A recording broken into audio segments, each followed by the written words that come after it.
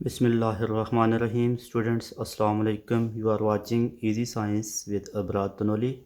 Students, last lecture में आपने देखा कि सिंपल माइक्रोस्कोप चीज़ों को अपनी फोकल लेंथ के मुताबिक एक सर्टेन लिमिट तक मैक्सिमाइज या मैग्नीफाई कर सकती है।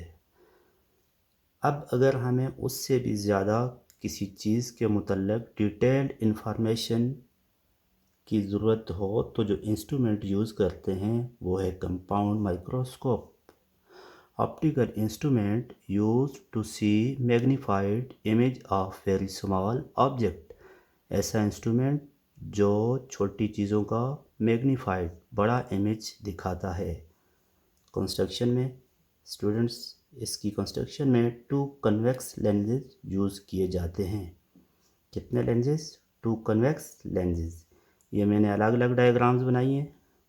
एक लेंस ऑब्जेक्टिव लेंस होता है और याद रखें ऑब्जेक्टिव लेंस का फोकल लेंथ शॉर्ट होता है और ये इमेज बनाता है इन्वर्टेड इमेज लेंस के अंदर जब भी बने वो कैसा होता है? रियल इमेज होता है। और लीनियर मैग्नीफिकेशन स्टूडेंट्स आपने स्टडी की हुई है, वो किसके इक्वल होती है? Size of image to the size of object। तो यहाँ पे हम लेते हैं height of image to the height of object, distance of image to the distance of object. ये आपके पास ऑब्जेक्ट है, हाइट ऑफ ऑब्जेक्ट, और ये हाइट ऑफ इमेज। ये डिस्टेंस ऑफ डी और डिस्टेंस ऑफ ऑब्जेक्ट, और ये D I distance of image. Student, यहाँ पे एक हम अप्रॉक्सीमेशन यूज़ करते हैं D O. Distance of object को almost equal to focal length of objective lens लेते हैं, इसलिए डी ओ की जगह पे हम क्या लेंगे? F O. मीन्स के आपने ऑब्जेक्ट को तकरीबन फोकल लेंथ के ऊपर रखा हुआ है। सेकंड, आई पीस लेंस, इसकी फोकल लेंथ लॉन्ग होती है और ये कैसा इमेज बनाता है? अपनी ही साइड पे जब इमेज बने, ऐसे इमेज को हम क्या कहते हैं? Virtual image. और इसकी मैग्नीफिकेशन आई पीस की n by F E. N आपके पास इमेज का डिस्टेंस और एफ ई आपके पास ऑब्जेक्ट का डिस्टेंस है फ्रॉम द लेंस। वर्किंग में आ जाते हैं स्टूडेंट्स। पहले मैं इस डायग्राम से आपको समझाता हूँ। स्टूडेंट्स, आप किसी भी ऑब्जेक्ट को ऑलमोस्ट फोकल लेंथ से थोड़ा बियॉन्ड पीछे रखते हैं। 2 रेज हम लेते हैं। First ray parallel to the principal axis जाती है, वो रिफ्रैक्ट होने के बाद फोकस में से पास होती है। सेकेंड रो ऑप्टिकल सेंटर में से पास होती है, अपना पाथ चेंज किए बगैर सीधी गुजर जाती है। जिस जगह पे 2 रेज मीट करती हैं वहाँ पे इमेज बनता है।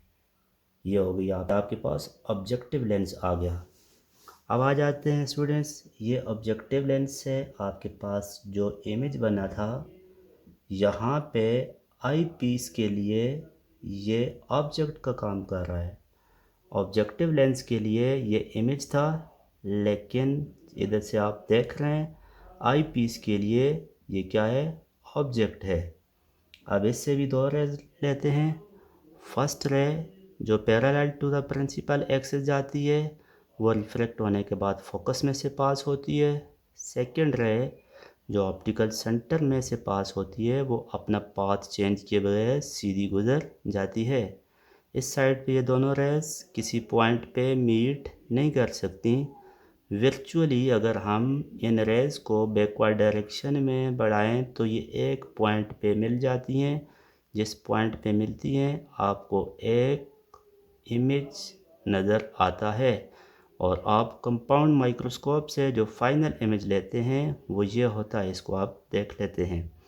अब वर्किंग में मैं इन दोनों डायग्राम्स को कंबाइन कर रहा हूँ। स्टूडेंट्स देखें, ये आपके पास फर्स्ट डायग्राम है। पहले हम ऑब्जेक्टिव लेंस लेते हैं। स्टूडेंट्स, ये 2 रेज, एक parallel to the principal axis और सेकंड वन ऑप्टिकल सेंटर में से पास हुई।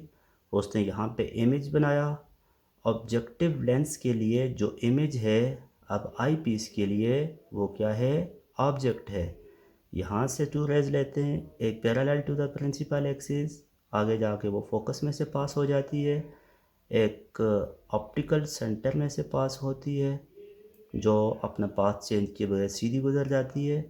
इन रेज को बैकवर्ड डायरेक्शन में एक्सटेंड किया जाए, एक पॉइंट पे मीट करती हैं और आपको फाइनल मैग्नीफाइड इमेज मिल जाता है। तो ये आपके पास कंपाउंड माइक्रोस्कोप की टोटल वर्किंग होती है। अब स्टूडेंट्स मैग्नीफाइंग पावर इसकी क्या होती है, मीन्स ये किसी चीज़ को कितना मैग्नीफाई करके देती है। इसमें आपके पास टू लेंसेज यूज़ हुए हैं, objective lens, second one is the eyepiece. तो इसकी मैग्नीफिकेशन या magnifying power product of magnification of objective lens and magnification of eyepiece. Objective lens की मैग्नीफिकेशन इक्वेशन 1 में आपके पास -di/FO और मैग्नीफिकेशन ऑफ आई पीस आपके पास n/Fe। तो ये आपके पास मैग्नीफाइंग पावर आ जाती है कंपाउंड माइक्रोस्कोप की।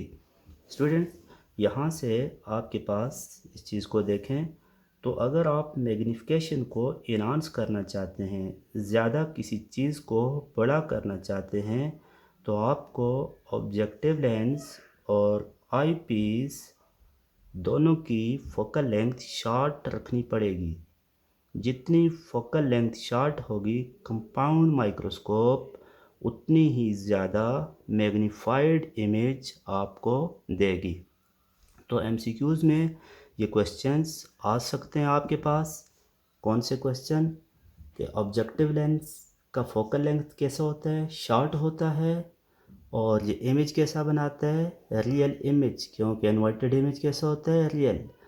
आई पीस लेंस जो है उसका फोकल लेंथ क्या होता है, लार्ज होता है, और ये कैसा इमेज बनाता है, इसका इमेज चूँकि सेम साइड पे बनता है, जो इमेज सेम साइड पे बने वो इमेज वर्चुअल होता है।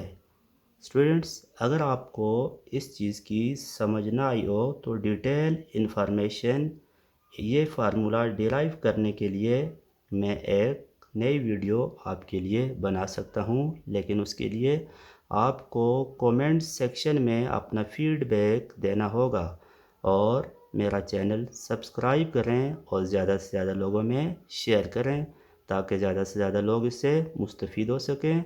That's all about today. अल्लाह हाफिज़।